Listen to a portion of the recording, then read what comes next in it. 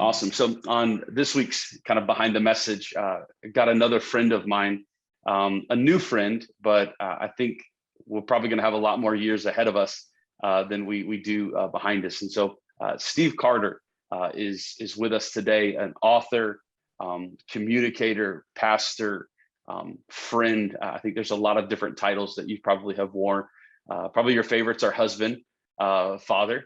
But I'm grateful for your voice. I'm grateful for the voice of encouragement and even just friendship. You know, really since the beginning of this year, I've gotten a chance to be in a cohort with Steve, just different pastors and leaders together, doing our best to finish and live well. And so, Steve, thanks so much for carving some time and just kind of talking about our emotional health. Yeah, man. Well, hey, thank you. And, we got one other thing in common. I mean, we're Yes, Cubs fans. Come We're on. Cubs fans. Yes. So anytime I get a chance to kind of share some space with you, I always get excited. So I love what you guys are doing in the DMV, and it's an honor just to kind of speak into this conversation about emotional health and faith and formation. Man, I appreciate it so much. And we've been providing some resources kind of at the end of our sermons, just really encouraging to kind of go deeper. So these conversations, I think, help kind of just deepening, elongating the conversation. What we really hope is that what we do kind of gathered together on Sunday really propels, it's not a period, but maybe it's an ellipses. And so your latest book, we've actually been using kind of at our resource spot, just really encouraging people to get it, The Thing Beneath the Thing. And so I think, how long has it been out?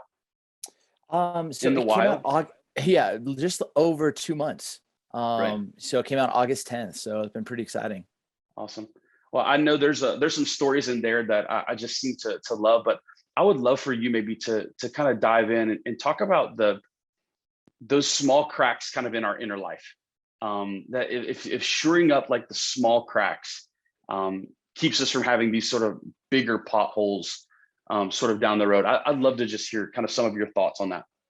Yeah, Charlie, it's amazing because for so many years, I would find myself on the regular, everyday, whether going to work, whether at work, whether, going through TSA, whether just going through my normal day, having these moments where I felt frustrated. I felt like either in a rush, or I felt like my whole demeanor would change because somebody like minimized me in a meeting, or somebody cut me off, or someone didn't follow through in the way that I thought they should, or someone didn't care as much as I cared.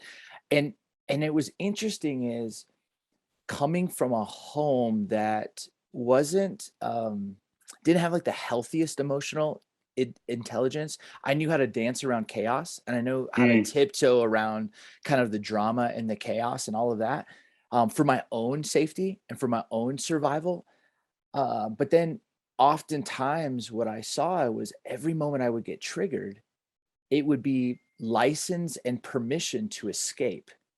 And it was just me self-soothing, just trying to like shut down those voices, doing whatever I could, or those old tapes playing like you're so dumb, or you're not good enough, or villainizing other people. And I think what ended up happening was beginning to realize like, oh, like these little small cracks are all connected to pain points in my story. And God in his infinite kindness isn't just trying to get us from here to there, get us to heaven. Of course he wants to spend eternity with us, but eternity starts now. And he wants to help us become whole and holy and spiritually healthy. And I began to realize, oh, the invitation isn't a permission to escape or license to run off to self-soothe outside of grace and outside of God's goodness.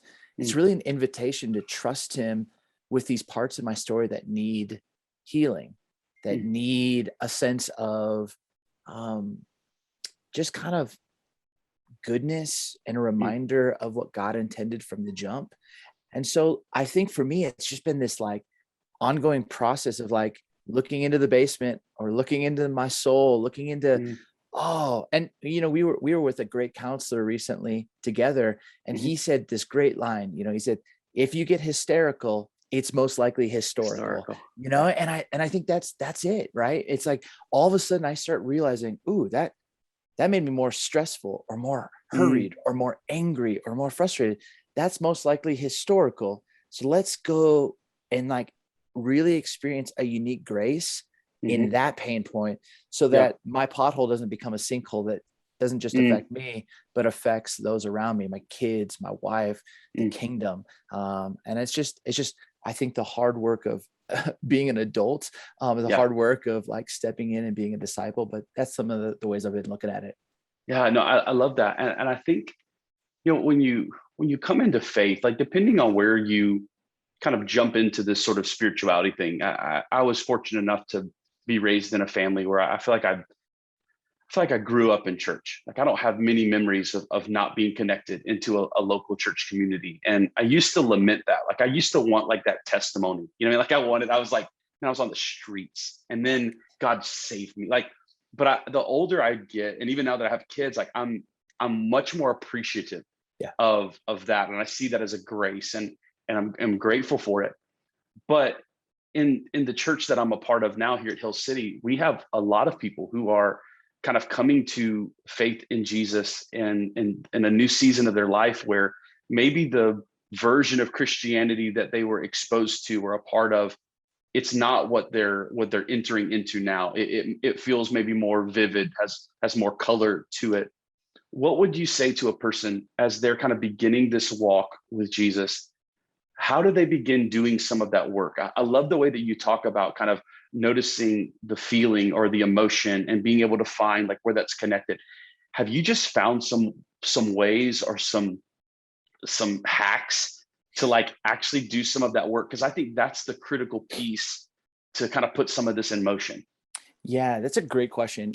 I think twofold. One is, you know, there's a great band from way back called Brand New, and they had this album, and the guy wasn't uh, like a Christ follower, but I think he was really trying to be a good person, and he was really Mhm, wrestling, and I think kind of exploring matters of faith, but he just didn't know what to do with his desires. And he had this one song on the second album, and it was called Jesus Christ, and there's a line in it and said, "Jesus Christ, what did you do those 3 days you were dead?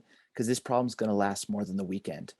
And I, mm, I thought that was such a beautiful line because I think that for a lot of people who are coming into faith, they're like, okay, I said yes, and now right. I'm good.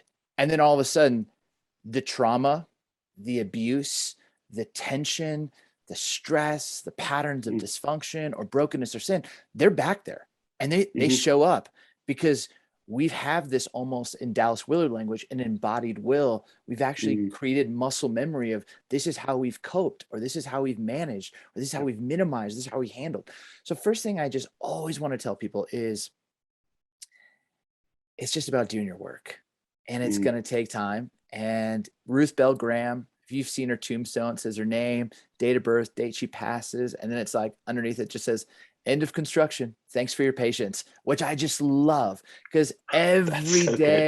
every day we're just in Yeah. this chance to be a little bit more like Mm, Christ, a little bit more sanctification, a little bit being shaped, informed.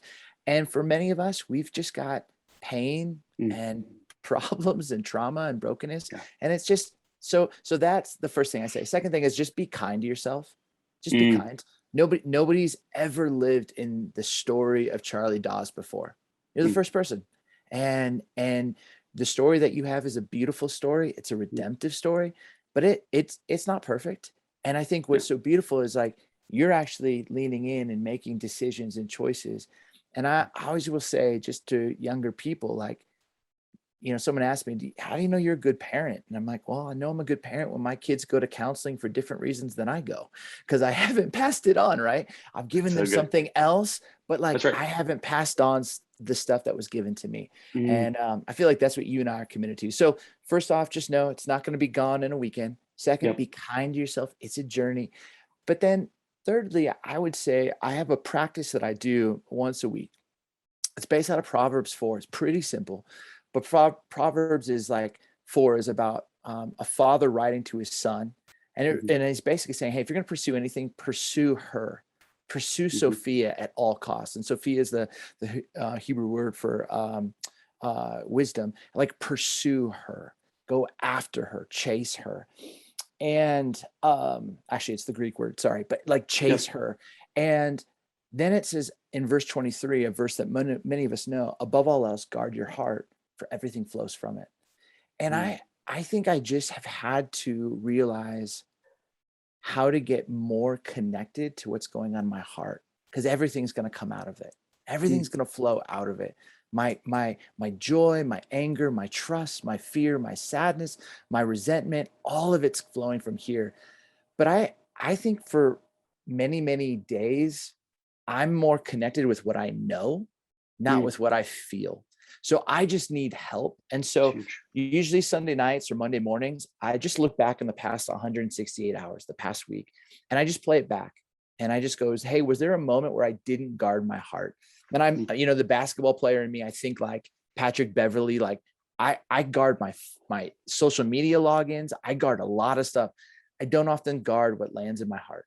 And so I just play it back and I Mm. go, hey, was there a moment where, and it's not so much like what I did, what flowed out of it, but what was actually going on that allowed that to happen, where I What a wasn't great guarding it. point. Yeah. So maybe I was tired, maybe I was hungry, maybe it's connected to some other, thing beneath the thing, some past pain or wound or trauma. Hmm. So I spend some time just journaling about that. And then I play it out. Mm. I almost think about kind of going out into the next week and go, I'm probably going to be put in a similar situation. So now just imagining Jesus beside me, kind of going, hey, how are you going to respond now? If we learned this from Jim as well, this Yeah. counselor, and he's like, when you react, you're just reenacting the past. This is a Mm. chance for us to not reenact the past. Let's just play it out. How would you do it differently? And I just go, oh, Mm. you know what? Like, I might just pull away from this conversation, or I might ask a Mm. clarifying question, or I might just make sure I had more time that week for time with God, or time with some friends, or time with my wife. So I Mm. play it back, I play it out. Secondly, is I play it smart, because if everything flows out of my heart, how am I filling my heart? And I just got to write that down, and being intentional. Like, this is like heart space time. It's precious real estate. And so Mm. what's actually going to be good for my heart? So I play it back, play it out, play it smart. And then lastly, I commit to play it honest. And I think Mm. for so many guys, especially, how you doing? I'm good. There's so much going on in my life, Sure. and if I'm actually realizing that feelings have movement to it, it's why they call it emotion. Like, I've got to be able to name that. I feel disappointed here. I Mm. feel like frustrated. And I think for so long, I didn't think I could ever say that, but those emotions were driving the bus. Mm. And it was changing how I saw a moment. It was changing how I saw a person. It was changing how I was understanding the text. And I just Mm. realized the more that I can show up and just not say, I'm good, I'm fine, everything's great, Yep. and say, yeah, things are good. But I also feel like there's this part of my story that God's doing a work on. And Mm. it's been a little bit hard, but I think I can sense or see redemption coming. Or, hey, I had a hard conversation with my wife last night. Mm. Or I was short with my kids. And I think the more that we can normalize that, Yeah. I think that actually the healthier we will become, Mm. because we're not minimizing or managing, we're showing up by being honest. So Mm. play it back, play it out, play it smart. And I just commit, lastly, this week I'm going to play it honest. If someone asks me, Steve, how you doing? And I know them and they know me, I Right. have good trust and permission back and forth. I'm going to show up and be honest. No, Mm. I'm not going to like minimize. I'm going to show up and be fully honest. Gosh, that's huge. That's so helpful.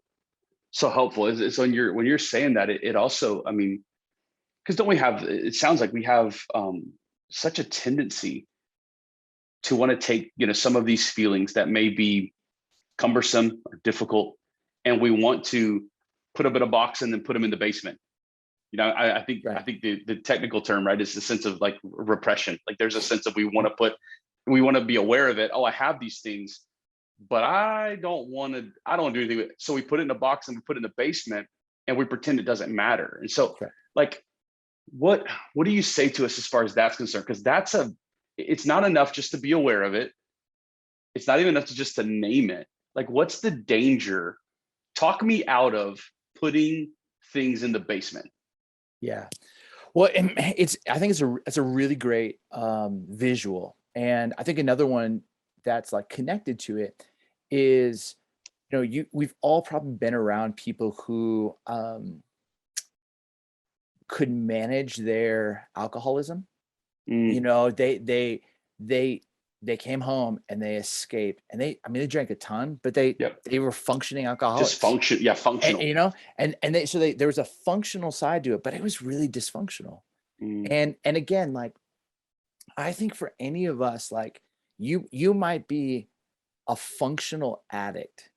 mm, And again, the addiction might be socially acceptable, like work for me. right. And I know how to control that. But it becomes your own like golden calf, where you're using this, you're siphoning out the good of work, and you're using it to have it tell you you're gonna be okay. This Mm, moment's not bigger than you. So we do that with alcohol. We can do that with sex. We can do that with purchasing things on credit mhm, cards with money we don't have. And all we're doing is, this thing is telling you it's gonna be okay. And mm, instead of going to God, we're going to all of these, in Keller language, counterfeit gods. And what's amazing, like, I was just reading Exodus like 32 recently on the golden calf, and I never seen this. Moses and Joshua are up at the top of the mountain, like getting like the Charlton Heston, like, that's stone right. tablets. And Joshua hears, like, I hear something. And it's like, it's not the sound of victory. It's not the sound of defeat. It's the sound of singing. And they're so perplexed that they like leave the presence of God to Mm, come down. They come down and they see this golden calf, and they see the revelry and the people dancing. And it's like this total rave, it feels like. And Moses gets so angry, he crushes the tablets. And then, I've never seen this before, never seen it. He like burns it, and then gets it hard, and then gets it, like, chops it down into dust, adds water to it, and he serves the Hebrew people, and he's like, drink it. And mm, so the gold that was used, that was given to them from their like slave, like, owners and masters, to be used for the temple, to be redeemed, they had not used it in that way for the tabernacle or the temple. They now use it for something else, that they would just be able to be and feel like everything was going to be okay. And mm, Moses is like, I'm not going to redeem it for the temple. You're going to drink it. mm, And I've always been like, why? And I think Moses is going, you're going to be put in this situation again, where you're going to have to wait, and you're going to wonder, and you're going to be filled with anxiety, and everything inside you is going to want to turn to something else to hear the phrase or feel the feeling of you're going to be okay. And I'm just going to put it back into you, that anxiety back into you, because you've got to figure out a new way on how to trust mm, God. And I just, and the psalmist, Psalm 106:20 says, they exchanged their glory for an mm. ox that eats grass. And just thinking about that, every time I do this, and I do this with clothes, I do this with experience, I do this with Yep. travel, I do this with sports, I do this with work, I mean, I can go down a whole list, and I'm exchanging the weightiness of Mhm, God and Christ in me for mm, something that can't sustain itself. mm. And so I think if you feel like that, just recognize, like, that thing's never going to be able to tell you or make you as John Ortberg would say, alcohol is awesome because it gives you a fleeting sense of peace. It just never makes you a person of peace. Mm, It doesn't have that power. So I can buy something, it can give me a fleeting sense of peace. It will not transform me into a person of peace. yep. And that's what you have to be on the lookout for. Oh yeah, I'm using that. I'm using that. I'm detaching, but I'm trying to get something from that, and Mm, realize that, people at Hill City, the way you talk about them, the sermons I listen to, I mean, y'all are going after being people of peace, people of mhm, character, people of patience, people of the fruit of the spirit. And I think we have to look for those moments where, as C.S. Lewis says, all evil is co-opted good, where we mm, co-opt this to yep. serve something that's broken in us, instead Mm. of actually trusting the one who created us to heal us and redeem us, renew us, and restore us. Steve, that's so good. I love that part where you said, "What am I? How am I using something? What? again, when you think about your relationships, if you ever thought of like relationships through the lens of like using, it damages, it damages union. It damages a sense of mutuality. It damages a sense of like of love. Like, I mean, we've all been in relationships where we've been used at some level, some Yep. much more drastic than the others. But it's like when you find out, it's like that ache that you feel of like, this is, I thought our relationship was this, Yes. but it's Yes. actually this. Yeah. Like that's a beautiful and such a helpful way of thinking in terms of how am I using the things in my life to, are they propelling me towards my destiny, or are they pulling me away from my destiny? Yeah. Is it moving me into deeper place of grace, or is it actually replacing grace, for something else? Well, and I think it's so good is just because I'm using this thing, Mm, it feels good in the moment. I mean, sin feels good sure. in the Yes. moment. Like any Yep. of that feels great. What I struggled to see was how those choices slowed me down from my destiny. Say more to Because, that. well, because like you think about the Israelites, they weren't that far from the promised land.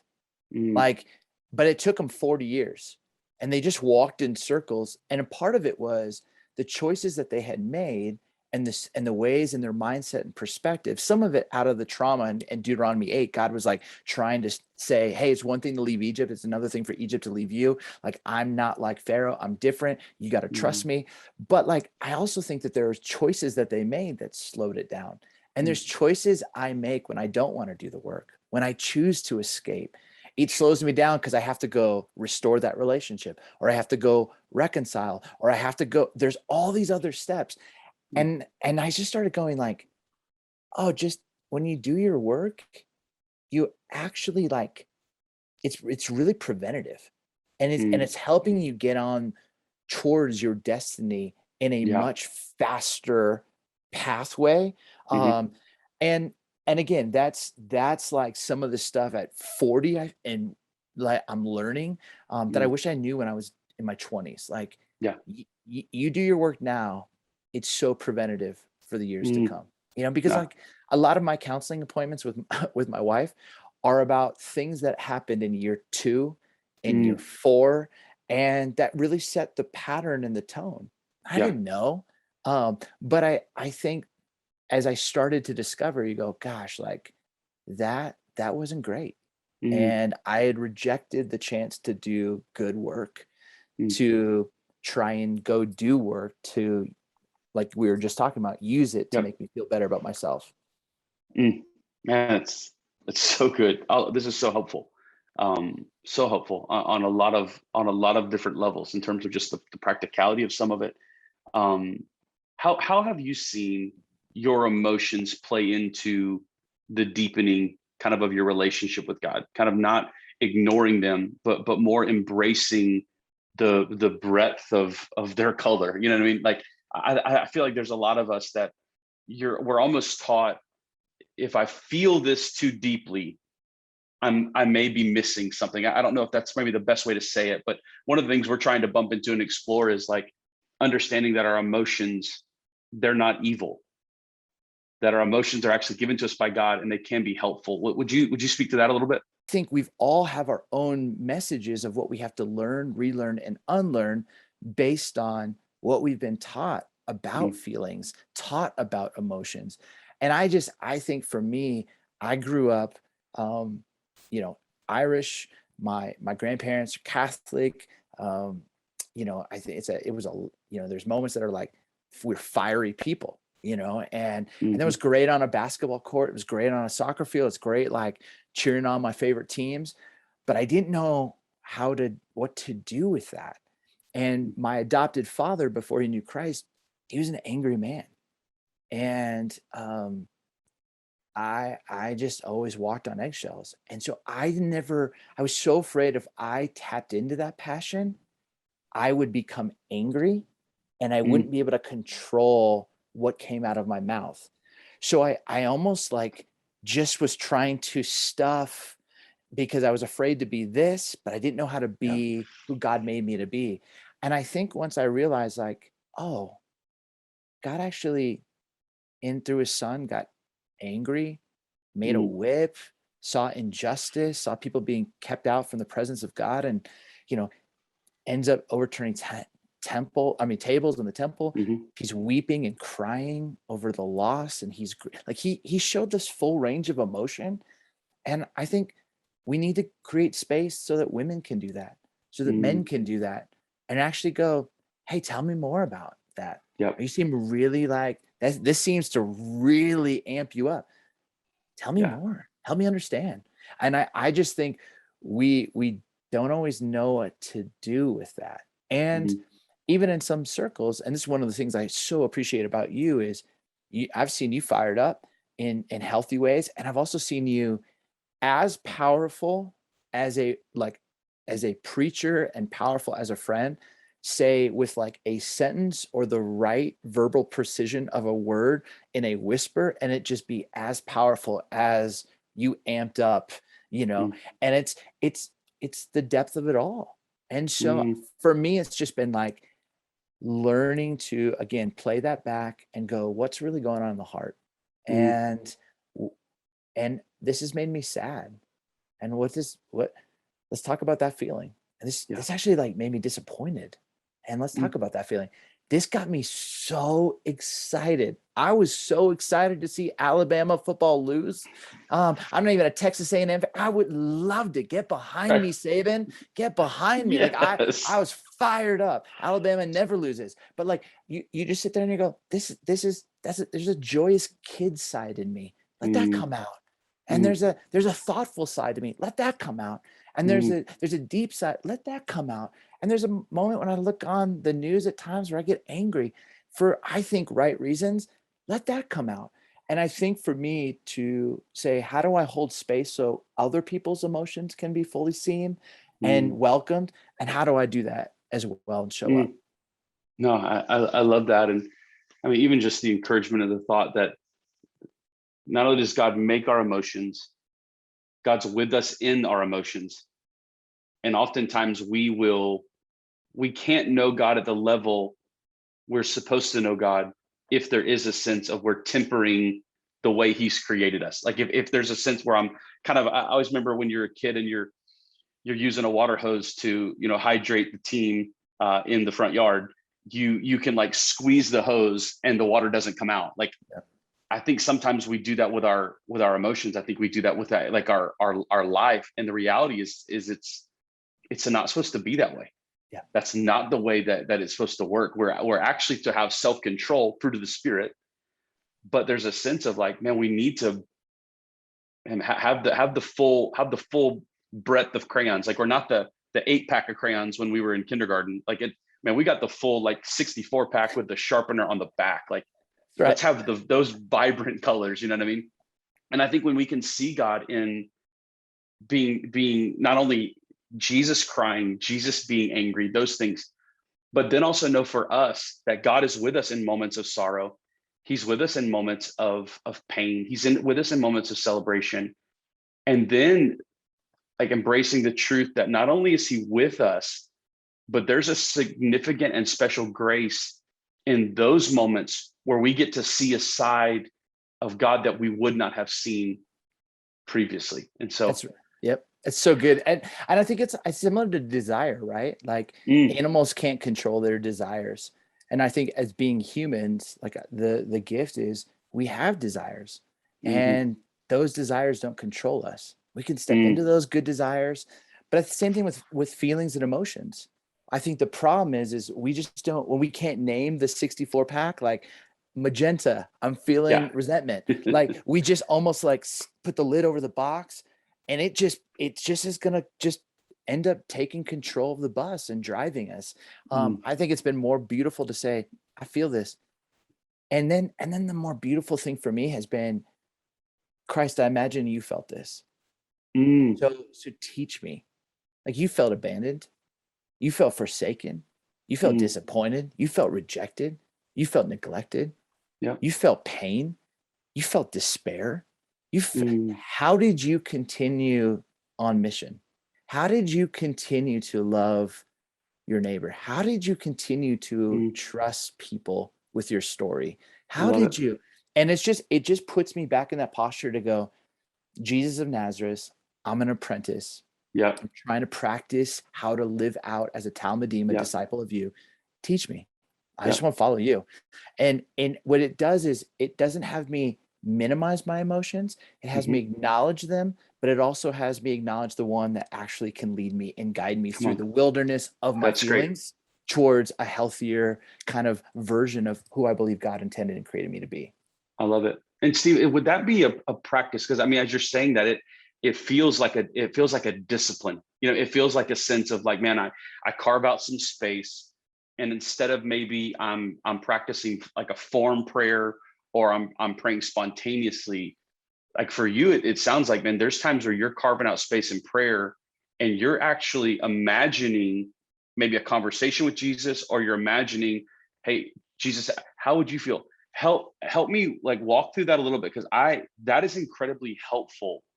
I think that practice in terms of just being able to identify with the humanity of Jesus, but allowing his divinity to overwhelm you as well. Like Yeah. how do you practice that? How'd you get into that? Like give us some handles, because that's brilliant. Okay. So I do this thing. It's like, I call it a prayer pilgrimage. I do it probably 4 to 5 times a week. And I'll send you the link where you can check it out yourself. And, but it's basically, I start with the question from Genesis, where are you? And that's just me just getting in touch with my feelings. Where am I today? Mhm. And I free write like Julia Cameron style usually, or I just talk out loud when I'm on a hike. And I just try to get really honest. And then I look at some biblical like places or metaphors. So like Egypt, in the last 24 hours, where did I feel tempted and oppressed? And I just felt like in a struggle. And I just write or talk that out. And then God takes people from Egypt and he moves them to Sinai. And I go, in the last 24 hours, where did God meet me? And because God wants to meet with his people. It might be through a conversation with a friend. It might be through his word. It might be through a song. It might be just through a moment. Like, man, I felt, your phrase that I always use now is, I just, that moment felt uniquely graced. It Mm, just felt like really, really good. Well, God doesn't just take him to Sinai, he takes him to Jerusalem. And so in the mm, last 24 hours, Spider-Man theology, where did I feel responsible or irresponsible with the unique gifts mm, and talents that God has given to me? And I just write about that. The people weren't responsible. So they went into exile, they went to Babylon. And that's when I turn from looking at the last 24 hours to looking out ahead. And I go, in the next 24 hours, what's the next best right step? Because those people, just the Hebrew people, they remembered Zion. They wanted another chance. And I just go, maybe it's, I need to ask for clarity. Maybe it's, I need to ask for forgiveness. Maybe I mm, just need to drop it. And then at the center, I have a cross, usually when I write it out in my journal, and I have a circle at the bottom. And I go, if I'm going to carry this well, what do I need to let go of? And it's usually an emotion. And it's sometimes fear, sometimes it's bitterness. And it's, once I do that, that's like what I call a CFR. And I got this from this not for profit that just some friends and I started, but like my buddy Tommy, he kind of ran with this, but he said it was a context for a deeper relationship with Christ. And every mm, moment that you go through, it's a context. Every feeling that you have is a context for a deeper relationship if you let Christ in and let Christ guide and let Christ shape. And so mm, I go, I got this bitterness in me. How did you, Christ, not get bitter? I mean, like, you should have been, if I were you, I would have been so bitter at Peter. I would mm, have been so bitter at, Thomas for asking to see my hands. Like, I'd be so like, why? And like, help me understand. How did you? And I just try to sit in that and almost just, gosh, like, he seemed to respond in this way. So mm, what's preventing me from responding that way? And so what's amazing is like in the New Testament, where the Spirit of the Lord is, there's freedom. And mm, so once I write about that, I just go, okay, I can actually step into freedom. mm, And if I'm going to do that, what's the new way? And again, it's a little bit of playing it out, but I just kind of just say, hey, in these moments of bitterness, like this is what I experienced from Christ doing. This is what I want to mm. do. And so it's just like, it's probably 15, 20 minutes and read a couple, like a chapter of text, but I just kind of like go through this on the regular, just those questions. That's just been helpful for me. Because again, this whole life for me is practice. Yeah. practice for eternity. And I know eternity starts now, but like it's practice for heaven. And I want to learn what I can now so that when I get to heaven, I can experience the fullness of it. And so, yeah. Man, that's incredible. Yeah, it's so helpful, and I appreciate you, just the honesty, and I appreciate your help, and I appreciate your just deposit on this chat, and I'm grateful for the time you carved out, and I do believe not just a hope, but I do believe that this is gonna help our church just as we continue to, as we're saying, kind of move out of the shadows. So Well, thanks so much. bro, thank you. And I seriously, like, you're as good as they come. And I'm so excited and like just rooting and cheering on Hill City. And I'm just excited, expectant for these next seasons. Not very many churches are talking about emotional health in regards and connecting it in the ways that you are in spiritual formation and depth in the text. And I just go, man, like you're creating opportunities for us to have like actually wellness, like to be well. And I think that's what Jesus desires for us, is to be well. So thanks for modeling that. Thanks for I appreciate pastoring so that. many of us, and excited. And thanks for having me on today. Thanks. Come hang out soon. Hopefully in 2022 we'll have you come to the DC, man.